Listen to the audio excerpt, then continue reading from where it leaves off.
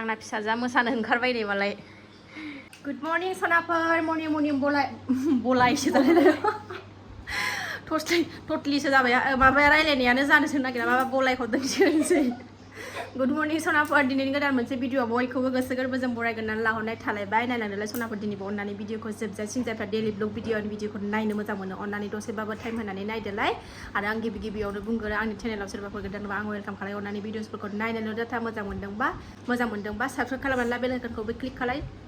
जाहाथे आं गोदान भिडिअ आगारोबानो नोंथांमोननियाव नटिफिकेसन थांनाय बायदि फोथा गैया सनाफोर फोथा जोबनानै दं दाहायसो लाबोफानोसै आं बाजाराव थांनो नागिरदों सानफ्रामबो माने मोननै गोदान सानफ्रामबो मोननै नांगौ आरोना आंनो फुङाव खेनसे बेलासियाव दुगैखांबा खेनसे ओंखायनो थाब जोबो आंना फोथाया थ' फिसाजोना दिनै स्कुलाव प्रग्राम दं नालाय आंनि फिसाजोखौ मानो देखाया होनबाय थादोंमोन ना मबाइलाव बारा लाफा जाया ओइ सिगांनि भिडिअ बानायनायफ्राव लाफायैनो माने ओरैबायदि जालांबायमोन सोरांबानो गावसो मामि भिडिअ बानायला नामा मामि खालि बिदिल' होनो माने गोसोआनो गैला फरायनायाव बिमाया भिडिअ बानाया बेखौसो माने सोरांबानो मबाइल दांबानो मामि भिडिअ बानायला दिनै माने भिडिअ बानायाखै बिदिनो होनबाय थायो ओमफ्राय ओरैबायदि खस्थ'यैसो आङो गारहोनो हाबाय दा मबाइलनिफ्राय गोजानाव दोननो हाबाय दासो सान्थि ओंखायनो आं बारा मबाइलजों आं माने कानेक्ट खालायनानै दोना सनाफोर बारा आं मबाइलखौ दांहोआ आङो फिसाजोनो ओमफ्राय आं भिडिअसफोरावबो फरायनाय गथ'फोरखौ बिदि लाफाबाय थाजाया गोसोआ बिसिनाबो बे भिडिअआवल' थांबाय थायो लाफाबाय थायोबा ओंखायनो आङो जानगाराव दोनथारबाय सनाफोर सम मालाबा नुफ्लांबाय आं बिदि माने लाफानानै देखायफानाय माने आं बेबायदि खालायथारला गावहासो माने भिडिअ खालायला मामि सोरांबानो भिडिअ खालायला मामि बिदि होननानै बुंबाय थाग्रा जाबायमोन ओंखायनो नांथारला होननानै ओंखायनो आं बारा देखायबाय थानाय जाया बिसोरबो माने भिडिअआवसो गोसो होफ्लांबाय थायोना जेरै जों दा बानायबाय थायो नालाय बानायनो मोनाबा गोजोना मोजां मोना थिग बिसोरबो बेबायदिनो थाफानो मोनाबा मायाबा सुखुवा आरोना फैफाबाय थानो लुबैगोन भिडिअआवबो थाफाबाय थानो लुबैगोन जाथारनाय नङा फरायनाया एकदमबारे बन्द माबाथारगोन फरायनायखौ गोसो होनो नागिरा भिडिअखौल' बिमा भिडिअ खालायबा गावसोरसो खोमा लायो ओंखायनो आङो माने बारा बेखौ खाथियाव लाफाला आरो दाना थ' ओंखारबाय आंना फिसाया नै रेडि जाबाय लिपस्टिक फुना गाज्रि नुयो बिदि सिम्पोलावनो आराम नुखाबाय नांला गाज्रि नुयो गथ' मानसिखौ लिपस्टिक फुनबा थ' थांसै सनाफोर आं दोननानै फैनोसै फिसाखौ माबायदि मोसागोनबा बेखौ नुबा जि खस्थ' नागिरनानैसो मोनबाय उन्दैखौबो दा उन्दैखायसो थाफाबाय थानायखायसो बेखौबो फरायबाथाय बिमाखौल' नुबाय थासिगोन बेबो लेखा फरायनाय सम जाबाथाय सानैखौबो लाफाया बिमाया ज्रेद ओरै एरायबा नुबाय नुवाबा नुवा आरोना बे उन्दैयाबो दा लेखा फरायै मायैखायसो आं लाफाथ'दों ओमफ्राय सासे जोलैया नै माउस दा हानजोबनानै नै ओइ काजि बेखौथ' बेखासै मा होनबावनो दिनैलाय मानो लादों बेखौ मोदानजोब्बाय नै सान्दुंजों सनाफोर फिसाखौ स्कुलाव दोननानै ओमफ्राय आइमोनावसो फैलायबाय आङो नै सनाया आइया गाइखेर बिहरफादोंमोन नालाय ओमफ्राय गाइखेर लानानै फैबाय आंबो ओरैनोसो थाखायो नालाय ओंखायनो दसे फैबाय आरो दिनै स्कुला 11थायावनो गगोन नालाय थाब मुसुगुरखौलाय मासे दाग्ला नुखोसैयानिखौलाय दिनैलाय मुसुगुरा रेन्दा होयैया बिराद गोबाव जाबायना एकदम रज' खावनानै दंजोबो मबाइलावसो बारा नुवा सनाफोर आगै बेबि इस आयै बिलिरनाया होथारदों आयै जाबाय दे अनोलाय बुवा जि मोजां अनो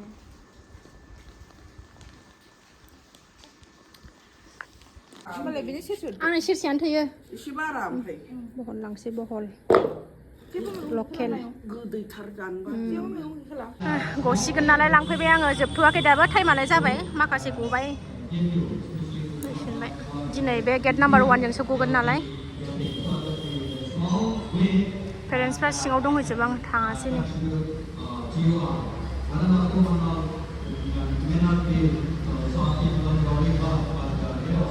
सार्चआ नै डन बस्क' स्कुलनि सार्च नै पिटि राजखौ देखायनांगौनो दे रायलायदो गावहा खारलांबावबायसो गबाय नै दासो नुहरदोंमोन आं अबाव थाखोमा बावखो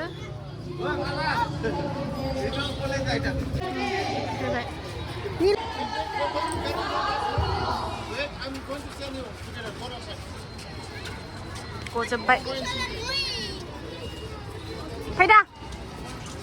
फैनानै माबायदि नुदों बाबा एसे गसंनानै देखायदोब्रा बोरा नायनां मा हिनसां थादोंथ' आयु लाजिलायबायसो अखायानो सोमथाबजोब्बाय नै सनाफोर न'आव सफैगौनो हाबाय फ्रि फ्रि थाइफ्रिबायानो गोसोम जाजोब्बाय बायबा नै सनाफोर अखाया दसेनो नै जिनो न'आव हाबनायजों हानायजों सफैगनायखायसो नङाबाथ' सिजोबबोसिगौसोमोन थान्दा जालायलायबाय अखा हानानै ओंखाम जाखांबाय सनाफोर ओंख्रिखौ संफैयासै आङो आइमोननिफ्रायनो दिनैथ' बिस्थिबारखा नालाय मिरामिस बिस्राबो मिरामिसखा ओमफ्राय जोंहाबोथ' मिरामिसखा जोंहाथ' सानावबो मिरामिस जाखायो नालाय आलु भाजा ओमफ्राय दालि ओंख्रि लाबोफानानै ओंखामल' गुदुं गुदुं संनानै पापर एवदेरनानै जाबाय सनाफोर जाखांबाय एबार दसे रेस्ट लानोसै फिसाजोखौ फुथुना लागोनसै आङो बेलासिबाय सनाफोर मोनाबायानो नै दहाय दसे स्कुलनिफ्राय फैनानै रेस्ट लाबाय मोनाबाय दुगैबाय मोनानि खामानि बेलासिनि खामानि जोबस्रांजोबनानै नै जाग्रा बानायलायबाय आरो गाइखेर साहा गोथावनोसै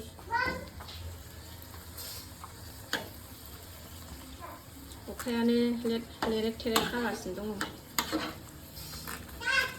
गुदुं गुदुं जानोसै बोथोरा जि मोजां जाबाय सनाफोर गोलैनानै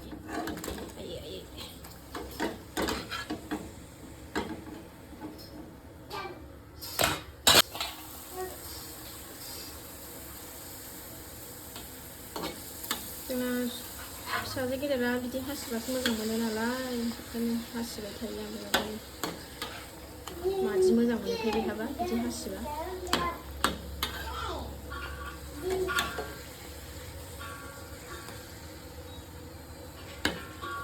सासेया गेलेगासिनो नै सासेया टिउसनाव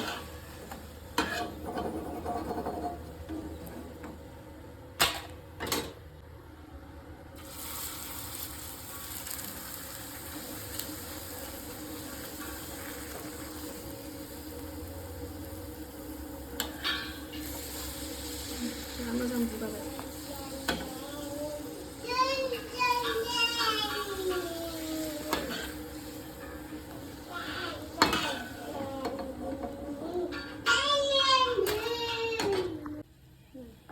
गोदौबाय सना फोरांनानै मोजां गोदौगासिनो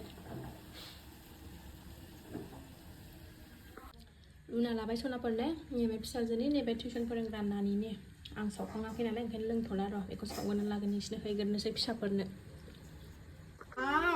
जाखांबाय लोंखांबाय सनाफोर नै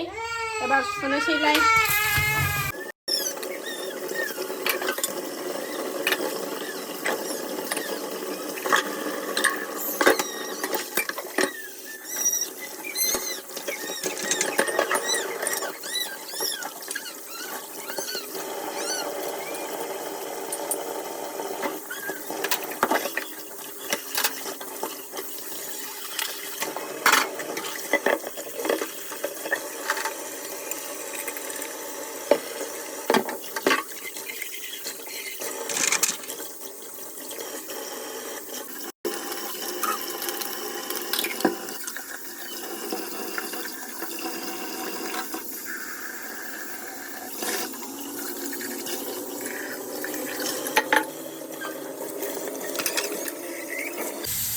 ओंखामबो जानखाथानसै सनाफोर मोनाखाबाय जेला ओंखामबो जानखाथानसै आं नै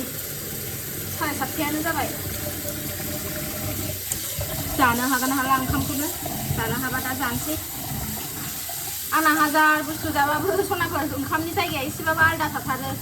ओंखायनो जानांगौ जायो उखैयो फिसा गाइखेर जानाय दं नालाय ओंखायनो